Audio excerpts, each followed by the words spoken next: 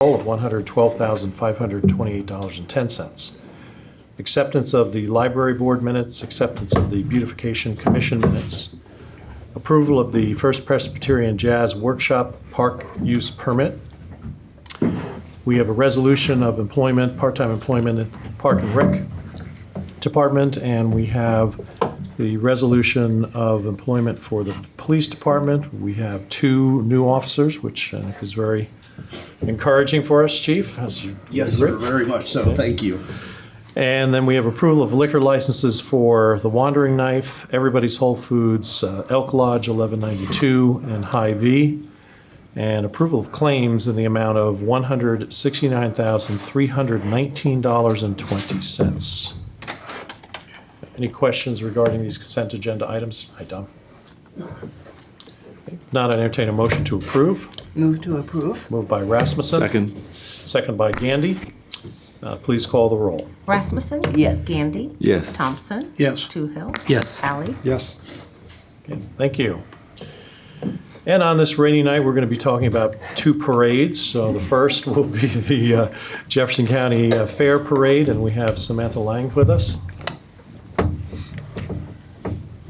Hi there, I'm Samantha Lang with the Jefferson County Fair Board. The past few years we've done a kickoff parade to our fair, and we don't want to change anything. The parade route is listed up above.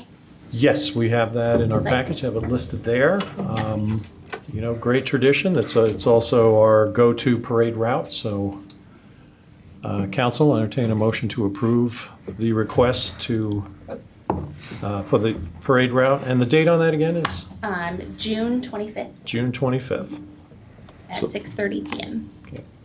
So moved. Moved by Gandy to approve. Second. Second by Rasmussen. All those in favor signify by saying aye. Aye. All those opposed, the same sign. Okay, thank you. Thank you. Hope it stops raining. Thank you. Well, we know it'll stop raining by Kiwanis Kids Day, so Supervisor Darren Hamilton. Hello, Darren. Hi, how's the council this evening on this rainy day? Pretty good so far. Pretty good, okay. Myself and Ryan Holthus are here representing the Fairfield Kiwanis Club, and we would like to ask permission to use the square on the 3rd Saturday in September. September 17th, I believe, is the date. And our theme this year, if I remember it properly, is honoring the past, envisioning the future. And so I will make sure that we get our map to Daryl for the barricades that we normally get, and make arrangements with the water department for the use of water from the hydrant on the northeast corner of the square. I'll also talk with the police chief and the fire chief when we get closer, so that we have all arrangements made that way. The fire department also will fill our barrels to hold our tent down, unless it rains enough that it'll fill them on their own. But yeah, we're looking very forward to that. Brian, I'm going to ask you to talk a little bit about our membership drive right now that we're going through. So, Ryan. As Darren mentioned, my name's Ryan Holthus. I'm this year's vice president for Kiwanis, so we are currently looking for prospective members. We're out there talking to local businesses, as I'm sure many of the businesses that you belong to will be receiving letters, phone calls, and possibly a stop by as well. As many of you guys know, Kiwanis is a chapter or an organization that is primarily set up to support and to help kids in the community as well as worldwide. So right now we're kind of chasing that. If any of you guys are interested, we can bring you guys an application anytime. Thank you, Ryan. We appreciate that. And you know, we do support the efforts to grow the organization. We know how important it is to Fairfield, and I know that all of the service clubs are approaching 100 years old in service to our community. So good luck with the drive. And council, will entertain a motion then to approve the use of the square and parade route for the Kiwanis Kids Day on September 17th. So moved. Moved by Toohill, second by Thompson. All those in favor signify by saying aye. Aye. All those opposed, the same sign. Thank you Thank you very much. Hey, Council, next we'll move to our resolutions, action items, and ordinances. And the first is an engineering services agreement with French Rent-A-Car for 9th Street and Burlington. And Matt is here with us this evening. Matt, if you could go over that with us, please. Hi, I'm Matt Walker with French Rent-A-Car. As you guys are aware, you guys were awarded T-STEP funding for the improvements of 9th and Burlington. And what the grant would include is pedestrian signals at the intersection, push-button stations, repainting the crosswalks, and adding ADA pedestrian ramps at all 4 quadrants of that. I believe your T-SIP grant was for $66,000. Our agreement tonight is for design and preparing a quote package for $9,500 and engineering during construction for $3,500. Okay. Thank you, Matt. Any questions, Council, on the engineering for the project? Okay. If not, I entertain a motion to approve the engineering services agreement. So moved. Moved by Hallie, Second. second by Gandy. Any discussion? Please call the roll. Hallie? Yes. Gandy? Yes. Toohill? Yes. Rasmussen? Yes. Thompson? Yes. Great, thank you, Matt. Appreciate it. Next, Council, will be setting a public hearing for our next meeting, Monday, June 10th, and this will be for North A Street and Stone Avenue water main projects. I entertain a motion to set the public hearing for June 10th. So moved. Moved by Thompson, Second. second by Toohill.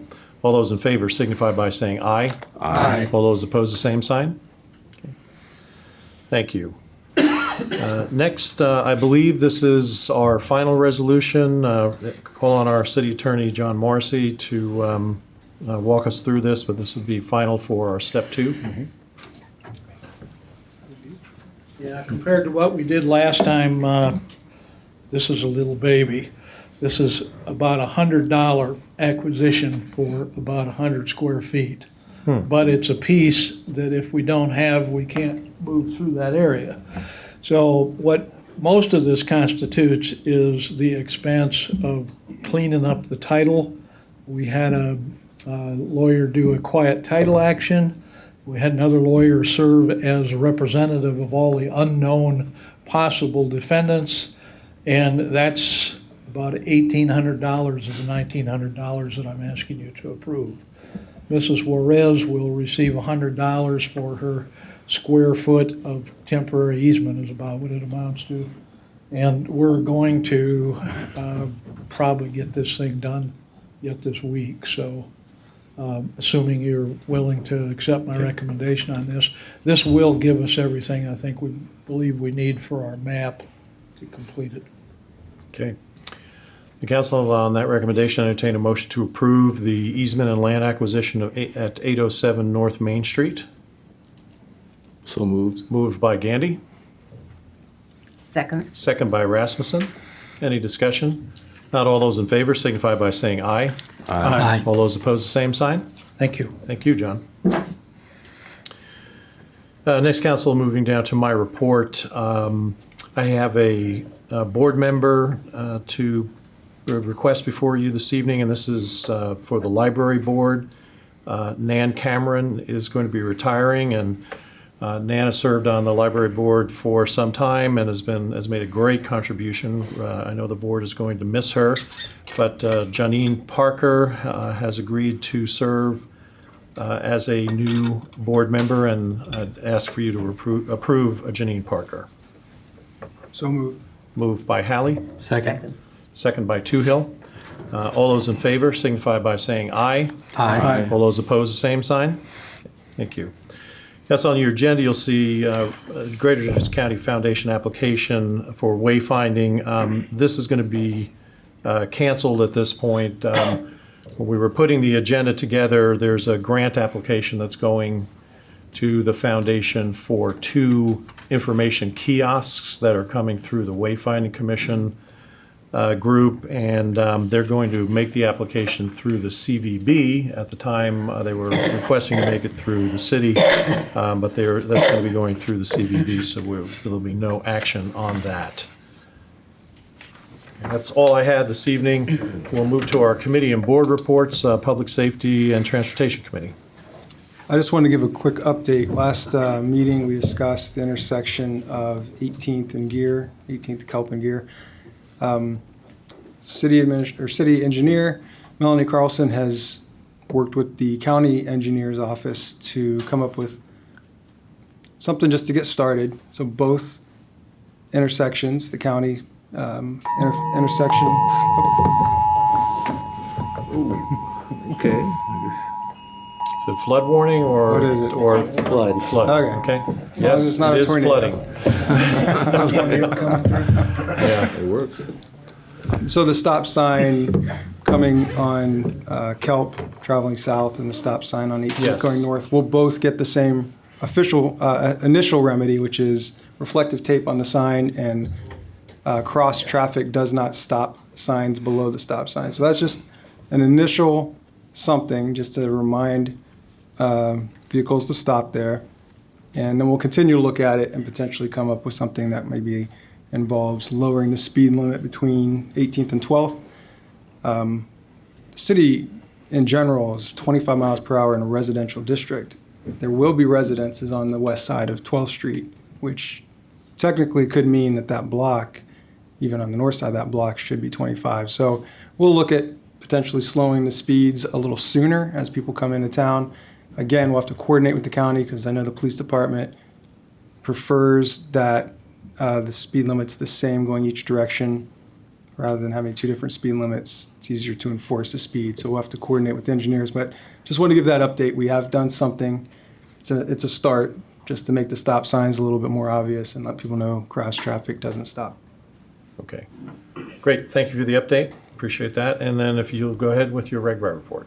Just a couple things. I got to visit our friends over at the county supervisors, went to their meeting a week ago Monday, and talked to them about encouraging them to pass their own countywide ordinance, one-day ordinance for RAGBRAI, which they did. And so it's just very similar to what we passed here, just making sure that anybody who's serving food is going to pass the health inspection, and there's a small fee. They did a much smaller fee for that. And then also the county is closing Libertyville Road for the day of. So July 25th, they'll close the road, I think 11 a.m. to 5. Let's just say 11 a.m. to 6. Yep. All right. Oh, there's my buddy Darren. Don't have to wonder. Darren's got it. So that road will be closed to through traffic. It'll only be open to people who live out there, but it'll be closed essentially because it'll be full of bike riders during that time. So as the event gets closer, the city will announce its road closures. The county, I'm sure, won't announce, but just want to give people a heads up. The third and final thing is on this Friday at 1 o'clock here at City Hall, the alcohol beverage division from the state is sending a representative down to do an alcohol compliance rules and regulation RAGBRAI 2019 meeting. So a few of us from our committee will be, the people in charge of the beverage garden will be in attendance so they can get brushed up on all the rules, how to card, get the proper ID, make sure that you don't serve people who have already had too much. And I don't know if any of the local establishments will be coming, but they're invited. So I'll post about this on Facebook and see if any of the local people who sell alcohol who want a little refresher can come. It's open to the public. So Friday, what's the date? June 1st? The 31st. Oh, is it 31st? Yes. Not the 24th. May the 31st, Friday, 1 o'clock here at City Hall. Okay. All right. Thank you for the report. Next, we'll move on to our administrator reports. And first, Mel, if you give us a project update. All right, I'm going to switch the order and start with the bridge inspection. This is mainly just for your information to know that it is getting done, and in general, all the bridges and culverts look well. The city has 2 culverts and 3 bridges that are inspected. This last inspection did all 5 of them. The first one is the box culvert on Kirkwood. It's inspected every 4 years.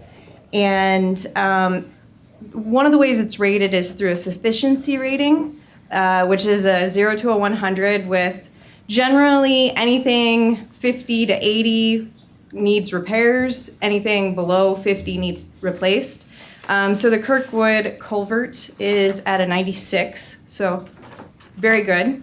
And then the B Street culvert is also inspected. It's a little bit older. So it is inspected every 2 years, but still has a sufficiency rating of 94. They did note some cracking and deterioration in the head walls, which we'll work on putting in the capital improvements plan sometime within the next 5 years. The Kirkwood culvert. Pleasant Plain. It is Pleasant Plain. Yeah, okay. Just Yeah. want to see. 'Cause Yeah. That is flooded out right now. Yeah. Yep. It's way out of its banks and into the road. It's a good thing step Good 2 thing that's isn't under inspected. Yeah, right. step 2 isn't under construction. Then also Walton Lake is inspected every 2 years with the repairs that were done. This has an overall rating of a 6, which is on a scale of 0 to 10, and so the 6 is considered satisfactory. Prior to the repairs, it was a 3. So, those repairs were definitely needed and brought it up so that it's functional again. And then the next one that is inspected is the Walton Lake Trail Bridge, or the bridge over the BNSF.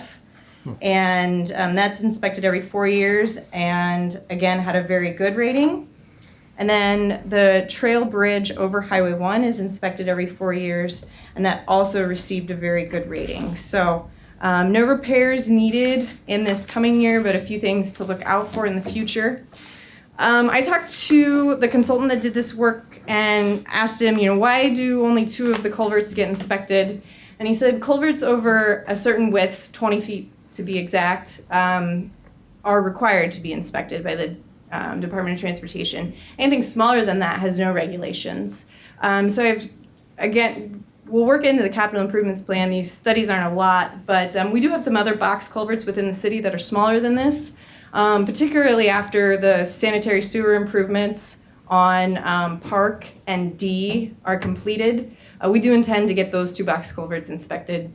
It hasn't happened since the 10 years that I've been working with the city, and it'd be good to just know where those stand, even though they're not required to be inspected. It'd be a good time to go out and inspect. Yeah, well, they do inspect the condition of the stream, so I wouldn't want to know what they would have to say right now. So then back onto the project update. Not a lot happening construction-wise, a lot behind the scenes.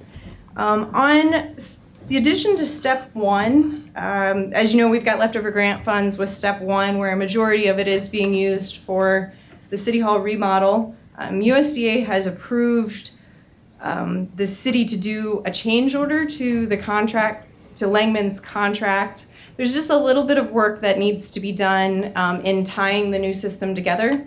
This was originally planned for the city to be doing, but we also didn't think the contract would still be open 2 years after the work got done, but because seating still isn't established, the contract's open, and so we can do an additional work through some change order that we'll bring to council when that's the scope and the budget and all of that is put together on it. On the City Hall accessibility project, I don't have a hard start date, but we will be looking in the first couple weeks of June that will be starting. We may need to have the front vestibule closed for a day or 2. We don't have a date scheduled on that, but we'll keep the council and the public informed when that day gets set. Drish construction is starting on Libertyville Road. Well, they moved equipment in and they're digging when it's not raining. So they haven't gotten very far, but they have started on that project. And then, let's see, letters were sent out last week, but city crews are going to be working to replace the alley for the block north of here. So it's the alley of the 300 block of West Burlington to West Broadway. And the street crews promised me that they'll have it done before Ragbri. So they're not going to tear it all out at once for that reason, to make sure that they have it put in place, at least not torn up for the Ragbri. But they'll be starting on that the first week of June. Well, that'll be a good alley to have done. Yeah. Because it connects one of our parking lots. Yep, and there's a serving couple. the downtown. There's several places. I mean, even despite the fact that it's rained forever, that there's several places that do hold water, even during non-deluge times. And then last thing I want to point out, again, because of the rain, Fillmore and Madison are continuing much slower than we all hope, including the contractor. The original completion date was June 15th. We will be doing a change order to move that back because we understand the weather hasn't been cooperative. We definitely appreciate the neighborhood's understanding in this. It's one thing for everything to be torn up when the contractor's out at the wastewater treatment plant and it's just them being mad at the mud. It's another thing when it's on some of your heavily driven streets. So we appreciate everyone's understanding on that, and I think no one more than the contractor wants to get that project done. So he'll keep working on it as he can.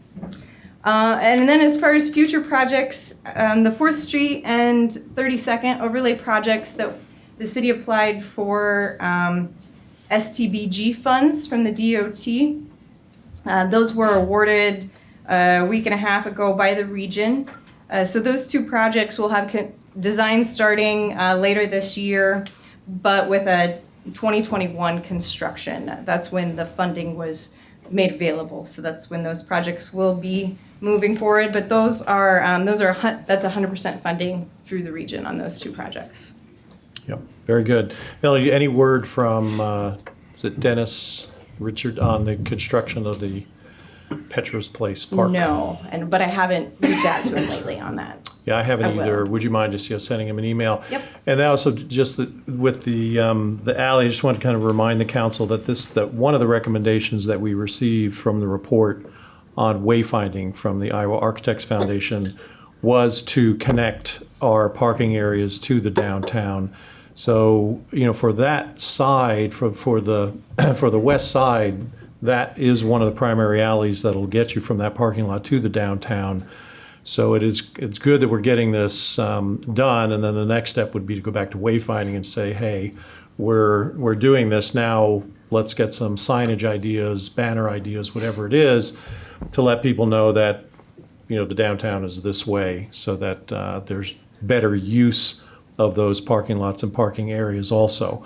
One of the recommendations is that right at the entrances to the parking areas that there are banners or some other signs that are more inviting about the parking lot, not just saying simply municipal parking, but saying something like free public parking or public park, something that lets people know that we're encouraging them to park there, and then from that point, we let them know the direction to the downtown. So we'll let the committee know that that's being done this year. Yeah, and I didn't think to tell the beautification committee, but the alley improvements are not going to be disturbing any of the work that they've done in the last couple of years. There'll be just a little bit of concrete curb work on one of the areas, but all the trees and the other stuff that they put there aren't going to be. Right, and they're starting to grow up and look Yeah, good, look real so, nice. Yeah, great. Thanks for the report. Thank you. Totally appreciate that. Aaron, your report, please. I've been in contact with our city attorney regarding the retainer and his workload, and we continue to have more and more work for the city attorney. So he is looking at adding on another person to his staff, and so in order to do that, he's requesting a $1,500 increase in the per month for his retainer. I don't believe that retainer has changed for a number of years. So the retainer part is pretty reasonable, especially if we're adding another person to assist us in city municipal work. And John, just so the council understands, essentially this helps your cash flow of bringing on another employee.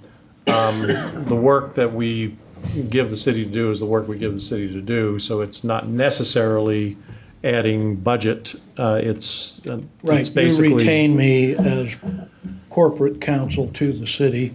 Right. You buy a certain number of hours from my office on the retainer right now. Right. And then I bill you for some things like litigation. Right. Or projects that are something that we usually don't have. But this person that I'm recruiting will assure you of at least 10 hours of time from that person devoted to things like I do on my retainer. if there's something that is a litigation or something like that, we'll be billing that separately. But I want to get this person up and on task by July 1st. So June, I'm doing some break-in as far as both that and on the private side of my practice. I'm pretty hopeful this is going to work out. I've tried a couple of programs with the deans of the law schools and with a program the Bar Association has for bringing a person to county seat practice. It's difficult. One person I had interested a couple years ago, his wife thought Waterloo was a small town. So, you smile about that, but county seat life is something you choose, and this is a great place to work, and it's a good job for someone to do, but we have work all the time, and this will really help me. So hopefully it'll bring somebody on board that will help you, so. Thank you. Council, any questions on that? I mean, I think that obviously, we've put more of a workload on our city attorney and on John. He does good work, and I think we understand that there is more that's needed, and particularly as we approach things like a new comprehensive plan and new build codes, and in particular building codes. So I think it's a good start, good preparation. Any comments? Quick question, is this assistant a certified attorney in Iowa? Oh, yeah. Okay. That's the only question. Okay. Any other questions, council? Okay. If not, then I'd make a motion to approve the increase in the retainer for the city attorney by $1,500 per month. So moved. Moved by Gandy. Second. Second by Thompson. Any discussion? Not, please call the roll. Gandy. Yes. Thompson. Yes. Rasmussen. Yes. Toohill. Yes. Hallie. Yes. Thank you. Okay, council, if there isn't any other business before us this evening, I would entertain a motion to adjourn. So moved. Moved by Toohill. Second. Second by Thompson. All those in favor signify by saying aye. Aye. All those opposed, the same sign. Meeting adjourned.